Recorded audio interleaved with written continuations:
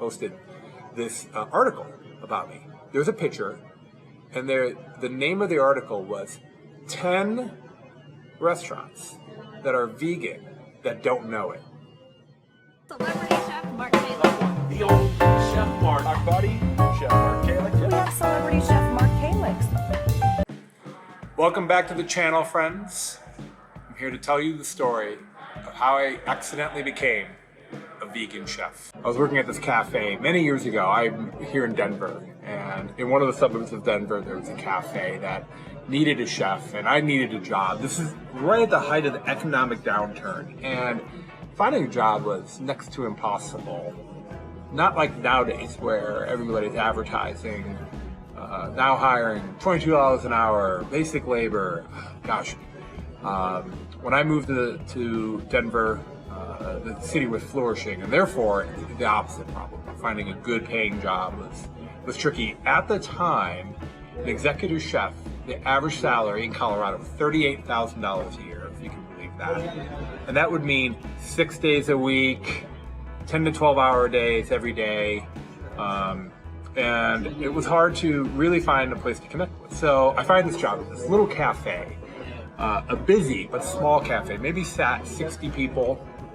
And it was known for high-end craft tea blends, coffee, tea trays, and its clientele when I got there was kind of the doily crowd. Not that there's anything wrong with that, but it wasn't a very robust business. They did a ton of lunch, and then it just kind of was dead the rest of the day. So I made a concerted effort to add brunch, to switch the kitchen around, to make the kitchen far more functional. It was kind of set up as a hobby tea shop.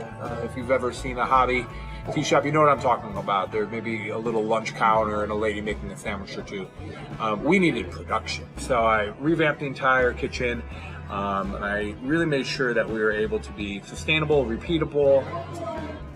So the owner, who is nice enough to give me a job, and actually her and I worked very well together.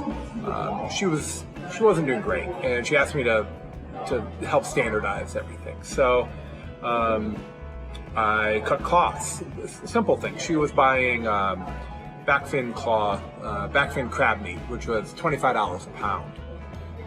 And I like, well, if we just buy the Phillips claw meat, which is $12 a pound, we're gonna have a similar product, but for half the food cost. She didn't know.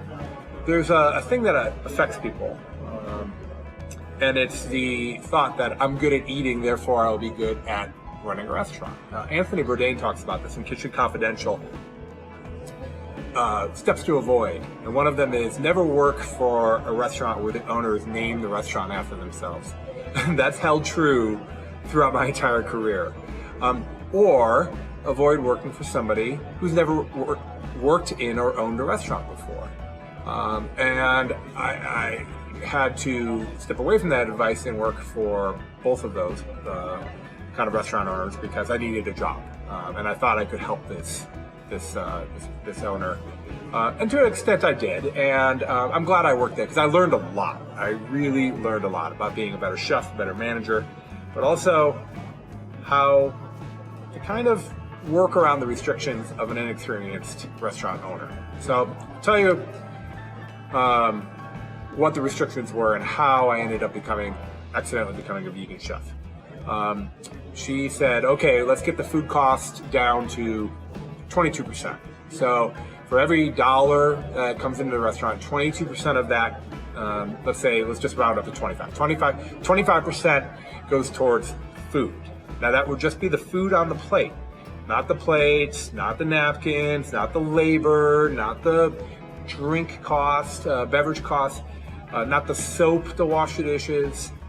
And I was really happy with that. At 22 or 25%, I could run a nice kitchen with good food. I'd never had to worry about running out of things. That wasn't good enough for her. She wanted to make slimmer margin. But I couldn't raise the prices. You either got to raise the prices or you got to cut back somewhere. She decided 25% or 22% was going to be the cost for all kitchen expenses. So soap, paper towels, aprons, you name it. I mean, so that shaved almost 10 points off. So now I'm trying to be doing this kitchen I'm running on, trying to run it on like 12 or 13% food cost. It was next to impossible. So when I pointed this out to her that this is not the standard at which restaurants run, she said, "That's your problem." Okay, you're right, that is my problem. So the way I got around that was I rewrote the menu so that anything that resembled a protein was an extra charge. So you had Caesar salad, it was Caesar dressing, romaine lettuce, croutons, which quite frankly, because of the gluten-free trend, most people avoided croutons, so great, save a couple pennies. You wanted cheese, that was an extra cost. You wanted chicken, that was an extra cost. We had a grilled chicken sandwich, most expensive menu item. Even though it didn't cost us that much to make, I made sure it was the most expensive menu item to reduce the amount of people who ordered it so that I could drive my profitability and actually have enough food for ingredients. I mean, we would get the truck, let's say, in on Monday, like Cisco or US Food, whoever we used. They all do a great job, quite frankly. And the order would come in, and by Wednesday, that was supposed to last me till Friday. By Wednesday, I was running out of food because we didn't have enough money to buy groceries. Lo and behold, sure enough, the strategy worked. Majority of our dishes were vegetarian and actually vegan as well, because I stopped cooking in, let's say, butter to make soup. I would use oil. Those were the kind of tricks I could do to save a couple pennies here and a couple pennies there, and make sure that I was having enough groceries to make it through the week. Well, the strategy is working, and one day I'm out in the dining room, I'm dropping off some food to a table. All the servers were busy, we were packed, it was brunch time. I'm helping out in the dining room where I can, and I see this young lady. She's sitting at a table by herself, and she's tucking into my gamacha soup, my matcha vegetable soup. Gamacha, for those that don't know, is a tea that is matcha with toasted rice, and it's got this really nice toasted flavor. The gamacha, the Japanese gamacha tea has a slight, almost like oceany, briny flavor. It's delicious. Well, I discovered that if you take this tea and you make a broth and add some roasted vegetables, that you had this taste, flavor like chicken broth, like chicken stock. You wouldn't believe it. It was fantastic. And I discovered this purely accidental because I ran out of chicken stock one day and I'm like, I gotta use something. And by using tea in my ingredients, I didn't have to count that into my food cost. So it was one more way to save a couple pennies on, so I could buy like lettuce, tomatoes, things that were important. She's sitting there eating this, and she says, "Are you sure this is vegan?" And I'm like, 100% sure. She goes, "It tastes too good. It tastes just like chicken stock." And I said, "Ma'am, I promise you it is 100% vegan. And we're proud of it." Well, I looked down at her table. She's got a magazine open, and it's a national publication. And there are restaurants in Atlanta, LA, Miami, and here we are, this humble little cafe. Some editor or food writer stumbled upon us and took the time to write a nice article saying, we're not purely vegan. Yes, there could be some cross-contamination because they have, they grill chicken and they do other things. But Chef Mark has figured out how to make a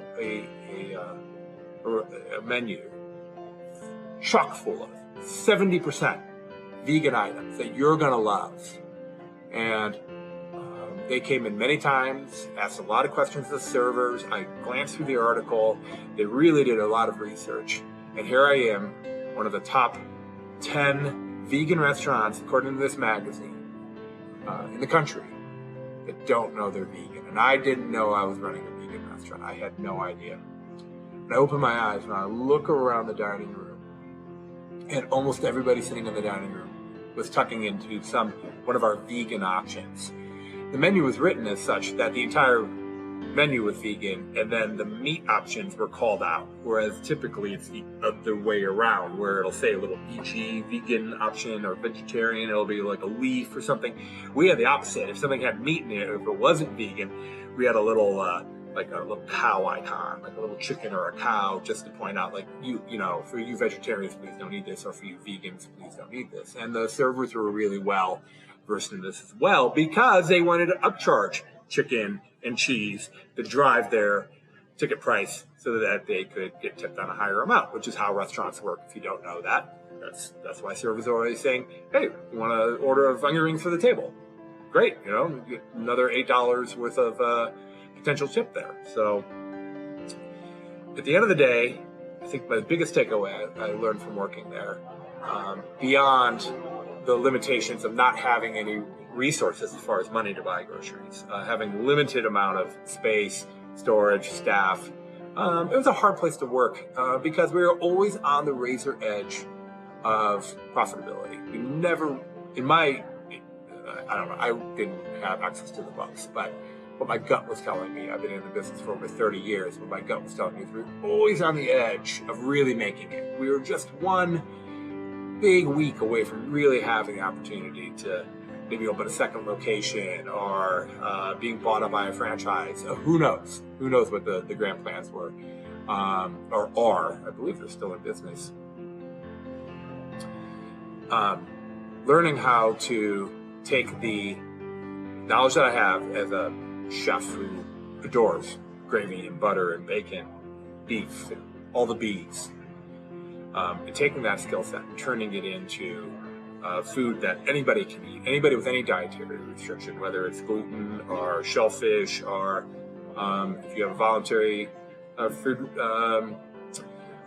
restriction like veganism, how to make sure that those different audiences have a hearty meal on their plate without having to resort to tricks, what I call tricks, like tempeh or seitan or these meat replacements. You don't need to replace anything. You just need to take the knowledge you have, and this is for you, the home cook that I'm talking to, the knowledge that you have, and don't replace anything. Just eliminate or change or get creative. You'd be surprised just how easy it is. You too can become a vegan chef. This is Chef Mark. Thanks for tuning in.